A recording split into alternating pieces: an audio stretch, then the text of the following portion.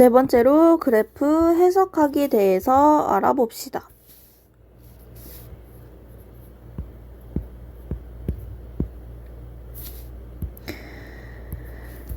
그래프 해석하기는 우리가 앞서 배운 띠그래프랑 원그래프를 해석하면 되는데요. 해석하기는 누가 비율을 많이 차지하고 있는지, 몇 배인지 이런 거를 해석하는 거를 그래프 해석하기라고 합니다.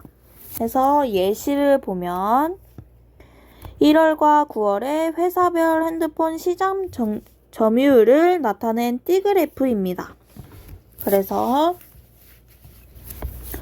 1월에 A사가 얼마나 점유율을 하고 있는지 보면은 전체의 40%를 차지하고 있구나, 이런 걸 해석하는 걸 그래프 해석하기라고 합니다. 또한 9월 A사의 시장 점유율도 한번 구해볼 수 있겠죠. 점유율은 전체의 25%입니다. 이런 식으로 해석해 주시면 됩니다. 그래서 1월에 A사의 시장 점유율은 C사의 시장 점유율의 2배입니다.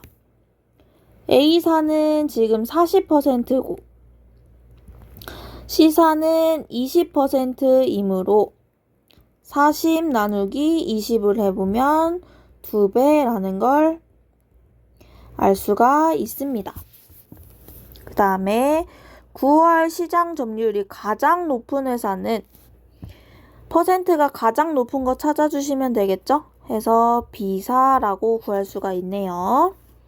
1월에 비해 시장 점유율이 낮아진 회사는 칸이 급격히 낮아진 거 구해주시면 되겠죠? A는 40%였는데 25%로 줄어들었네요. 그래서 낮아진 회사는 A사라고 구할 수가 있네요. B사도 구해보면 25%에서 35%로 B사는 늘어난 걸 알 수가 있어요. C사는 20%, 20%니까 같다고 알 수가 있고, 기타는 15%에서 20%로 늘어났다는 걸 알 수가 있습니다. 그 다음에 이제 원그래프 해석하기도 한번 해볼게요. 연진의 학교 학생들의 성실을 조사한 원그래프인데요. 연진의 학교에서 가장 많은 학생들의 성실을 한번 찾아보면 가장 많은 칸을 차지한 김씨라는 걸 알 수가 있네요. 그 다음에 성씨가 박씨인 학생 수는 박씨는 28%라고 구할 수가 있죠. 최씨인 학생 수보다 최씨는 11%예요. 그래서 수보다 둘이 빼면 17%이므로 17% 더 많습니다 라고 표현할 수가 있겠네요. 성씨가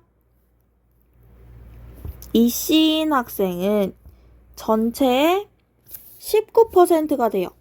19%를 분수로 나타내면 100분의 19라고 표현할 수 있죠. 그래서 이씨인 학생을 구하고 싶으면 전체가 200명이니까 200명의 19%, 즉 100분의 19를 차지하고 있기 때문에 100분의 19를 곱해주시면 됩니다.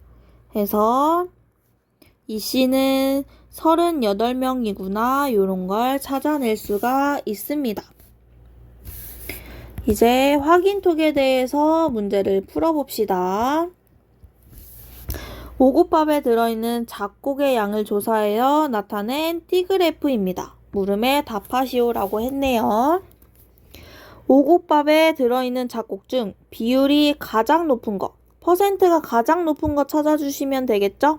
해서 콩이라는 걸 알 수가 있네요. 콩의 양은 수수의 양의 몇 배냐고 물어봤습니다.